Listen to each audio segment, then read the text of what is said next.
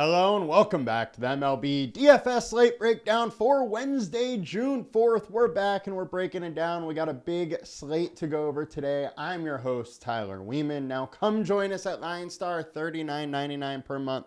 Gets you access to all we do, the props, the DFS. You get it all for one low price. We also do have a free trial option. If you have never tried us out before, you can get 7 days free. Come try us out. Give us a try. Let us know how you like it, and then stay and just get a yearly subscription for $240. Now, let's jump in. Let's check it out. We're going to start by going over the perfect lineups from yesterday and then the winning lineup on DraftKings. Once again, I got an error message trying to go over trying to grab the FanDuel lineup. So we're just going to have to skip that one again, unfortunately. Hopefully they get that fixed soon, and so we can start reviewing that one. All right, the DraftKings winning or perfect lineup. We got Drew Rasmussen, we got Shane Smith. Both of them went absolutely nuts, and they were value pitchers that definitely helped out quite a bit. We had a two-man Diamondbacks stack with Murte and Carroll, both going for two bombs, then all one-offs after that, with the winning lineup going to Sully Brochill, who had Sagano and Rodon, two pitchers we talked about. Sagano, he really doesn't have a ton of upside, but at his price, plenty of upside. He gave you 24 points, had 5 Ks, went 7 innings there and just had himself a day. And then we had a old 5-3 Arizona, Minnesota stack get it done. 18 runs between the two of them, and that was enough to do it there. So congrats to Sully Brochill. You got it done. Now let's check out the FanDuel perfect lineup quickly and see what we got there before we're rounding it out to today's slate. All right, we had Drew Rasmussen, 2 Arizona guys, and all one-offs over here on FanDuel as well. 390.9 was the perfect lineup score. Almost used all the salary. Now, let's jump into today, where the whole reason we're all here and trying to pay attention, make some money today. All right, starting with our highest owned pitcher, we got Sawyer Gipson-Long. He's in a good spot. He is only 6K versus the White Sox. He is 20% owned, but look, his price is just too cheap. We have him at a 16.94 point projection at 6K. It's almost 3x value from a projection standpoint, and he's been crushing. Got 19, 28, 13, 16 were his 4 games so far. A FIP of 3.09, ERA of 2.7, 31% K rate he's been dealing. And, White Sox, I'm really not that worried about. Now, the one thing I have to say is that data was all the way from 2023. So he's making his debut this year. Waiting to see what he can do, but he has been, a solid pitching prospect for the Tigers. It'll be exciting to see what he can do. He is the number 29 prospect in baseball, so pretty high up there for a pitcher. Next, we got Nick Pivetta, 10K. He's just under 20% owned versus the Giants. This series has just been an absolute pitching duel between the Padres and the Giants. Once again, very low run total here in Oracle Park with a run total of 7. Pivetta has been very good all year. We know he has a huge ceiling. If he gets it going, that strike rate's really high. BVP data versus the Giants, 34.9% K rate. So it just shows you the upside department with him. And then Pivetta's been solid all year. 3.8 FIP over the last 20, 3.97 over the last 5. That K rate in the high 20s, 27% over the last 20 and 28% over the last 5. Now, Pivetta's StatCast data is always a little shaky. He allows a lot of fly balls, but he's only 28% hard contact. So I really don't mind fly balls if they're not being hit hard and not too many people are really lining them up. There is 7 barrel balls and 70 batted balls. which, it's a kind of a high batted ball or barreled ball rate, but I still don't mind it all in all, as long as if he does make a mistake, there's nobody on base, then he's going to be in a very good spot here. The wind's blowing out, but Oracle Park doesn't really matter about that. They designed the park knowing that it's constantly windy in San Francisco, so not worried too much about that wind here. And K rate's fine. Upside's fine. I don't mind going some Pavetta here. Next, we got Chris Sale, just under 20-point projection, 9.8K versus the Arizona Diamondbacks. Not a team you ever really want to face, but Chris Sale has just been unbelievable in the short term, so I definitely like going to him. 2.72 FIP over the last 5 starts, 2.52 over the last 20, 30% K rate. He's in a great spot. We all know Chris Sale is good. The BVP data versus Arizona is very good. I don't mind trying to pick on Arizona a little bit here. Not a team I like to and I seek out to face, but Chris Sale is just too good of a pitcher not to consider a little bit, especially with him being sub 10K. Next, Cade Bovich, 5.7K. He is just too cheap not to consider a little bit. This is another guy that was, big time prospect. We just haven't fully seen it come out in the major leagues. 4.65 FIP over his last 5, 4.3 over the last 20, 22% K rate over the last 20, 26% over the last 5.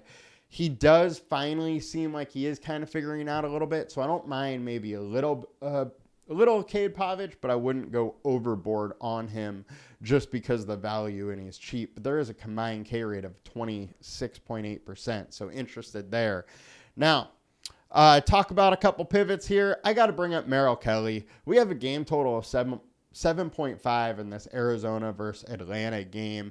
No Chris Sales on the other side, so that is a big reason why the 7.5. But look, this game just profiles to be a little bit of a pitcher's duel here, and Merrill Kelly's been solid. We got 2.64 FIP over his last 5 starts, 4.04 over the last 20. He's a solid MLB pitcher, and he can bring it in some games. And over the last 55 at-bats, Atlanta's only hitting 180 off of him.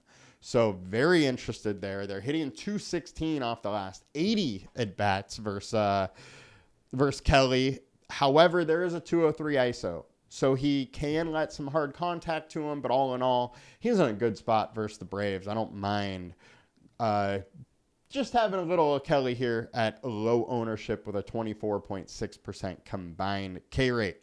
Now, Noah Cameron, the lefty for the Royals, has been pitching unbelievable. His price is up there a little bit, and I do think there is some regression coming to him. I talked about it last time he pitched, but he has a 3.9 FIP. However, the ERA is 1.05. I don't think that spread stays that far apart. However, 3.9 FIP is solid. He has been a good pitcher. Does that regression come today? Does it get pushed off to another day? Not totally sure there, but I am a little bit interested in him just because of how good he has been. St. Louis striking out a little bit versus lefties.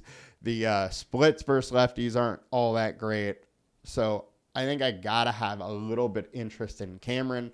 He's kind of priced up, though, so I don't totally love it. If I get a little bit of it, I am fine. Not going to go out of my way to get a ton of him, but it is a little bit of an interesting spot. And then Mick Abel, don't love the spot because of his price, but he came out May 18th, and pitched an absolute gem. He's getting his next chance now. He went 6 innings, no earned run, 9 Ks versus Pittsburgh earlier this year. Can he back that up with another solid performance? Possibly. He's a solid prospect, so just want to throw that out there, but I don't totally love it. Pitching on this slate is hard. There's just not a ton of options to go to. I don't mind a little Shane Baz either versus the Rangers. Great hitting weather, though, in Tampa, as we're going to see all year long. But at least Baz keeps the ball down. 52% ground balls, 19.8% fly balls. That is a recipe in a nice hitting park, to not go against that aspect. But Baz, 4.8 FIP over his last 21% K rate. He could absolutely get lit up, but at low own with the upside that he has, little chance he could do well there. Don't mind a little bit in him. Now on to FanDuel. Chris Sale, our highest owned at 36% owned. Pavetta at 21% owned. I think those are the two clear options. I don't mind a little Pavic, 7.6K. Think that's a little interesting. Sawyer Gibson Long, I have a hard time wanting to go there on FanDuel with only one pitcher spot. Shane Baz, don't mind a little bit of. Berrios, he has the ceiling to consider on either site. My worry for Berrios this year, he's got lit up at home. He's been better away. So I worry about that and the fact that it is the Philadelphia Phillies, who are just a very good offense. Never fully know what you're going to get from Berrios, though. The ceiling is there to shut out anybody and have a good day. So if I get a little, I'm all right. And then Merrill Kelly is absolutely on my watch list for FanDuel as well. Now let's get over and look at some stacks before we can round this out. Our highest owned stack for the day, Mets versus Tony Gonsolin. Gonsolin hasn't been very good versus righties or lefties, so Mets do make some sense. Minnesota, once again, in a great spot versus the Athletics. And once again, we have good hidden weather in Sacramento, so I'm fine going there. KC Royals versus Mikolas. Mikolas is one of those annoying pitchers that is right around league average. Can get killed, but generally just goes 5-6 innings, gives up 2-3 runs, and doesn't totally get it done for you. Don't love the spot going for the Royals. If I get a little bit, I'm okay, but don't like it. Dodgers versus Griffin Canning. Griffin Canning's a guy that we have liked this season. He's fallen off a little bit in the short term, and last time out, the Dodgers absolutely crushed him. So I think Dodgers definitely have some appeal, as they do on any slate. Our highest projected, we got Dodgers. Arizona is popping up, and Yankees, as well as Athletics and Detroit. Arizona versus Chris Sale. Obviously don't love the spot, but he's going to be high owned on both FanDuel and DraftKings. With that, Arizona has some leverage, and they're projecting decently, so I got to have a little bit of interest there. Yankees. Luis Ortiz has been a decent pitcher. 4.11 FIP over the short term, 4.5 over the longer term. Yankees offense has bats. I'm fine going a little bit of them.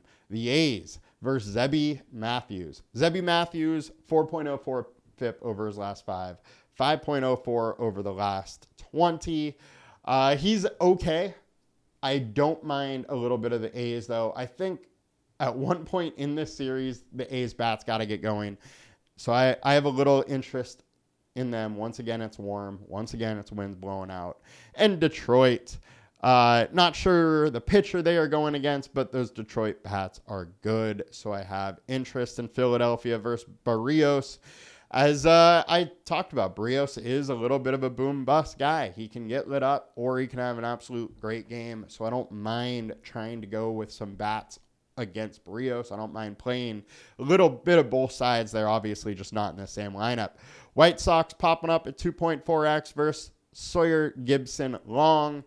Look, he's a prospect. He is a good prospect, but young guys tend to have a couple blow-up games before they really get it going, unless your name is Paul Skeens. And then Tampa Bay versus Texas.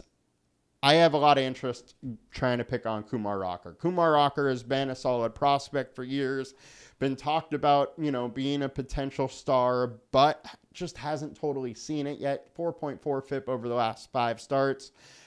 Don't mind picking on him a little bit. And then we talked about the A's a little bit already. Royals, Minnesota versus Newcomb Nukes. So definitely like Minnesota quite a bit. And then our high ceiling, we got Arizona, Dodgers, Yankees, Minnesota, Phillies. It's the best offenses. And then also Minnesota thrown in there with great hitting weather in a good spot. Our highest leverage spot, we got the Yankees, Arizona, and St. Louis, as well as San Francisco. San Francisco is a very interesting one. Pivetta, for years, the thing with him has been his inconsistency. The only consistency we have seen with Pivetta is inconsistency. This year it's been a little different. But are those blow-up games coming? They absolutely could. I don't mind taking a little bit of Giants. Pivetta can allow that long ball. If they get to him a little early, that long ball could be going, and it has some interest. I hate picking on my Padres, but it's one of the spots I don't mind. St. Louis, they definitely came to bat last time out. Noah Cameron due for a little regression probably. Does it come today? Possibly. Little interest there, and obviously Yankees and Diamondbacks we have talked about. Let's click the teams tab before we round it out here. 5.7 Minnesota Twins versus Sean Newcomb makes ton of sense. Dodgers at 5.4, Yankees at 5.1. Love all of those. Those are the three most popular ones probably today for sure. They have quite a bit of a higher implied run total than everybody else. Detroit at 4.6. Mets at 4.6. Mets are super interesting to me. Gonsolin allowing 40% hard contact. White Sox bullpen isn't great. Makes some sense to want to go there. Phillies 4.5. Toronto 4.5. I do like the Phillies. Don't love the Toronto bats. I get a little, I'm fine. I think Tampa Bay is probably going to go a little overlooked against Kumar Rocker, as well as the A's versus Zebby Matthews. Baltimore versus Hancock does have a little interest to me as well. Don't love the bottom of the board here today. A little bit of Texas maybe makes some sense.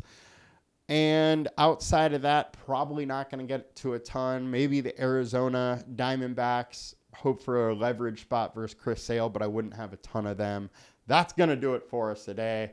We will not be back tomorrow. I'm going to be out tomorrow as I'm traveling back home, but I will be back on Friday. Hope you guys have a good one. Talk to you soon. Let's make some money. Peace.